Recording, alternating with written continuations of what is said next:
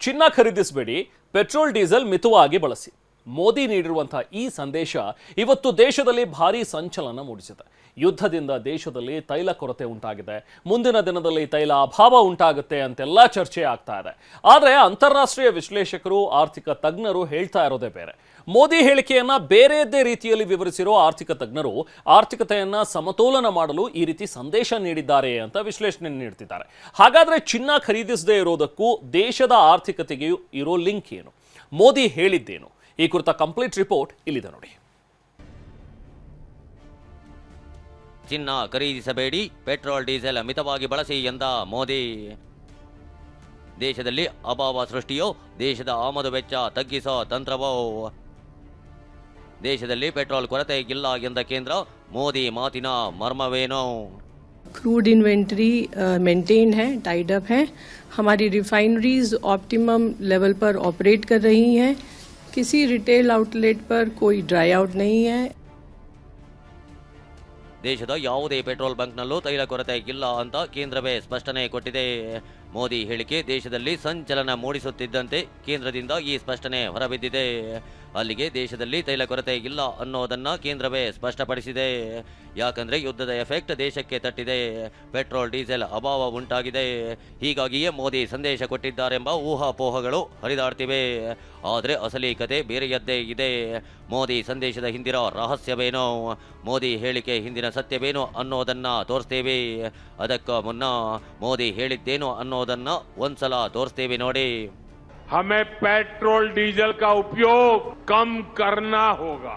खाने का तेल का जो उपयोग करता है, अगर वो कुछ कमी करे कि हम केमिकल फर्टिलाइजर की खपत 25%, 30%, 40%, 50% उसको घटाए, आधी कर दे कि साल भर तक घर में कोई भी फंक्शन हो, कोई भी कार्यक्रम हो, हम सोने के गहने नहीं खरीदेंगे, सोना नहीं खरीदेंगे.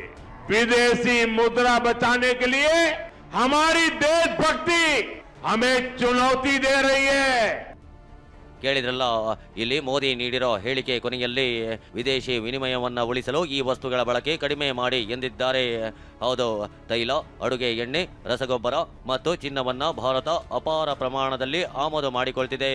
ಭಾರತ ವಿಶ್ವದ 2ನೇ ಅತಿದೊಡ್ಡ ಚಿನ್ನ ಖರೀದಿದಾರ ರಾಷ್ಟ್ರವಾಗಿದೆ. ಡಾಲರ್ ಮೌಲ್ಯ ಹೆಚ್ಚಾಗಿ ರೂಪಾಯಿ ಮೌಲ್ಯ ಕಡಿಮೆಯಾಗ್ತಿರೋದ್ರಿಂದ ಭಾರತದ ಆಮದು ವೆಚ್ಚ ಹೆಚ್ಚಾಗ್ತಿದೆ. ಈ ಆಮದು ವೆಚ್ಚವನ್ನು ತಗ್ಗಿಸಲೆಂದೇ ಮೋದಿ ಈ ಸಂದೇಶ ರವಾನಿಸಿದ್ದಾರೆ ಅಂತ ಆರ್ಥಿಕ ತಜ್ಞರು ವಿವರಿಸಿದ್ದಾರೆ. ಆ ಆಮದು ವೆಚ್ಚದ ಕಂಪ್ಲೀಟ್ ಲೆಕ್ಕವನ್ನೇ ತೋರಿಸ್ತೀವಿ ನೋಡಿ. ಈ ಲೆಕ್ಕ ನೋಡಿದ ಮೇಲೆ ನೀವು ಚಿನ್ನ ಖರೀದಿ ಮಾಡಬೇಕಾ ಬೇಡವಾ ಅನ್ನೋದನ್ನ ಯೋಚಿಸಿ. ಹಣಕಾಸು ವರ್ಷ 2026ರಲ್ಲಿ ಕಚ್ಚಾ ತೈಲ ಖರೀದಿಗೆ $134 ಬಿಲಿಯನ್, ಅಂದ್ರೆ $12,83,000 ಕೋಟಿಯಷ್ಟು ಹಣವನ್ನ ಭಾರತ ಖರ್ಚು ಮಾಡಿದೆ. ಚಿನ್ನಕ್ಕೆ $72 ಬಿಲಿಯನ್, ಅಂದ್ರೆ $6,85,944 ಕೋಟಿಯಷ್ಟು ವೆಚ್ಚವಾಗಿದೆ. ಅಡುಗೆ ಎಣ್ಣೆಗೂ $1,85,000 ಕೋಟಿ, ರಸಗೊಬ್ಬರಕ್ಕೆ $1,38,000 ಕೋಟಿಯಷ್ಟು ಖರ್ಚು ಮಾಡಲಾಗಿದೆ. ಈ 4 ಉತ್ಪನ್ನಗಳಿಗೆ ಒಟ್ಟು $240 ಬಿಲಿಯನ್, ಅಂದ್ರೆ $22,86,240 ಕೋಟಿ ವ್ಯಯಿಸಲಾಗಿದೆ.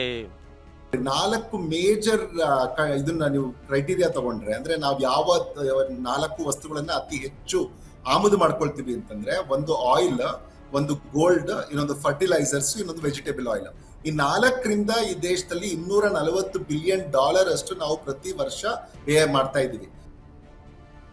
ಹೌದು, ಈ 4 ಉತ್ಪನ್ನಗಳನ್ನ ಭಾರತ ಬೇರೆ ದೇಶದಿಂದ ಆಮದು ಮಾಡಿಕೊಳ್ಳುತ್ತೆ. ತೈಲ, ರಸಗೊಬ್ಬರ, ಅಡುಗೆ ಎಣ್ಣೆ ಮತ್ತು ಚಿನ್ನವನ್ನ ಭಾರತ ಡಾಲರ್ ರೂಪದಲ್ಲೇ ವ್ಯವಹಾರ ನಡೆಸಿ ಆಮದು ಮಾಡಿಕೊಳ್ತಿದೆ. ಒಟ್ಟು ಆಮದಿನ ಪ್ರಮಾಣದಲ್ಲಿ ಈ 4 ಉತ್ಪನ್ನಗಳ ಪ್ರಮಾಣವೇ %31ರಷ್ಟಿದೆ. ಅದರಲ್ಲೂ ಚಿನ್ನದ ಆಮದು ಪ್ರಮಾಣ %10ರಷ್ಟಿದೆ. ಹಣಕಾಸು ವರ್ಷ 2026ರಲ್ಲಿ $72 ಬಿಲಿಯನ್ ಮೌಲ್ಯದ ಚಿನ್ನವನ್ನ ಆಮದು ಮಾಡಿಕೊಳ್ಳಲಾಗಿದ್ದು, ಇದು ಕಳೆದ ವರ್ಷಕ್ಕಿಂತ %24ರಷ್ಟು ಹೆಚ್ಚಳವಾಗಿದೆ. ಮುಂದಿನ 1 ವರ್ಷ ಚಿನ್ನ ಖರೀದಿ ಕಡಿಮೆ ಮಾಡಿದ್ರೆ ಚಿನ್ನದ ಆಮದು %40ರಷ್ಟು ಕುಸಿತವಾಗುತ್ತೆ. ಆಗ ದೇಶಕ್ಕೆ ಉಳಿತಾಯವಾಗುತ್ತೆ.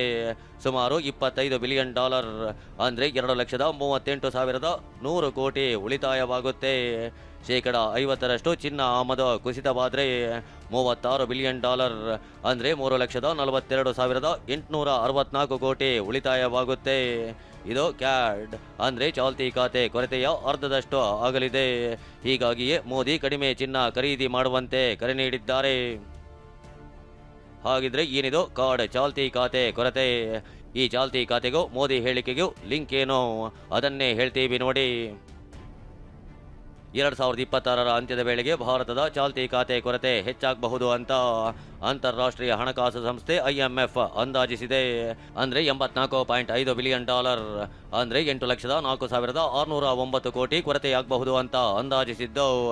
ಈ ವ್ಯತ್ಯಾಸವನ್ನೇ ಕಾರ್ಡ್ ಅರ್ಥಾತ್ ಚಾಲ್ತಿ ಖಾತೆ ಕೊರತೆ ಎಂದು ಕರೆಯಲಾಗುತ್ತೆ.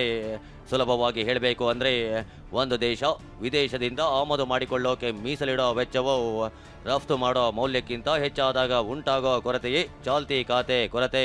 ಅಂದರೆ ದೇಶಕ್ಕೆ ಬರುವ ಹಣಕ್ಕಿಂತ ದೇಶದಿಂದ ಹೊರಹೋಗೋ ಹಣ ಹೆಚ್ಚಾದಾಗ ಉಂಟಾಗೋ ಕೊರತೆ ಅಂತ ಹೇಳಬಹುದು. ಈ ಕೊರತೆ ಮತ್ತಷ್ಟು ಹೆಚ್ಚಾಗೋ ಸಾಧ್ಯತೆ ಇರೋದ್ರಿಂದ ಮೋದಿ ಚಿನ್ನ ಖರೀದಿ ಮಾಡದಂತೆ ತೈಲವನ್ನ ಮಿತ ಬಳಕೆ ಮಾಡುವಂತೆ ಕರೆ ನೀಡಿದ್ದಾರೆ. ಇದನ್ನೇ ಆರ್ಥಿಕ ತಜ್ಞರು ವಿವರಿಸಿದ್ದಾರೆ, ಕೇಳಿ. ಯಥೇಚ್ಛವಾಗಿ ಖರೀದಿ ಮಾಡೋದು, ಸ್ಟೋರ್ ಮಾಡೋದು ಅದು ಇಂಥ ಸಮಯದಲ್ಲಿ ಮಾಡಬೇಡಿ. ಯಾಕೆ ಅಂದರೆ ನಾವು ಎಲ್ಲ ಪೇಮೆಂಟ್ಗಳನ್ನು ಗೋಲ್ಡ್ ಇಂಪೋರ್ಟ್ ಮಾಡಿದಾಗ ಡಾಲರಲ್ಲೇ ಕೊಡಬೇಕಾಗತ್ತೆ. ಡಾಲರಿನ ಮೇಲೆ ಯಾವಾಗ ಡಿಮಾಂಡ್ ಜಾಸ್ತಿ ಆಗುತ್ತೋ ರೂಪಾಯಿನ ಮೌಲ್ಯ ಕುಸಿತ ಆಗುತ್ತೆ.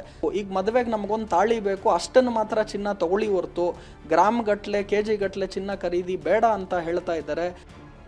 ನಾವು ಚಿನ್ನ ಖರೀದಿಸೋದಕ್ಕೂ ರೂಪಾಯಿ ಮೌಲ್ಯ ಕುಸಿತಕ್ಕೂ ಏನು ಸಂಬಂಧ ಅಂತ ನಿಮ್ಮ ತಲೆಯಲ್ಲೇ ಪ್ರಶ್ನೆ ಬಂದಿರಬಹುದು. ಅದಕ್ಕೂ ಉತ್ತರ ಹೇಳ್ತೀವಿ ನೋಡಿ. ದೇಶದೊಳಗೆ ಚಿನ್ನ ಖರೀದಿ ರೂಪಾಯಿ ಲೆಕ್ಕದಲ್ಲೇ ನಡೆಯುತ್ತೆ.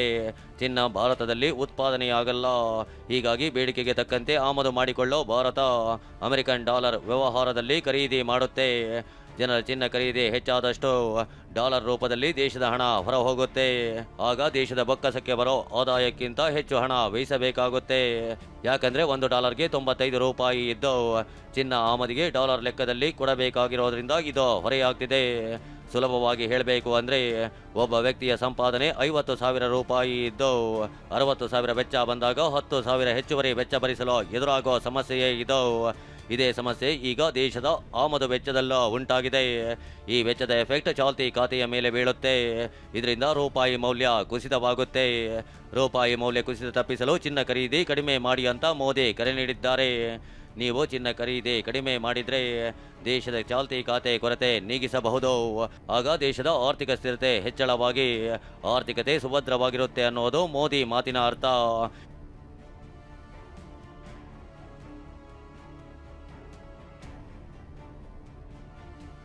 Bureau report, TV9.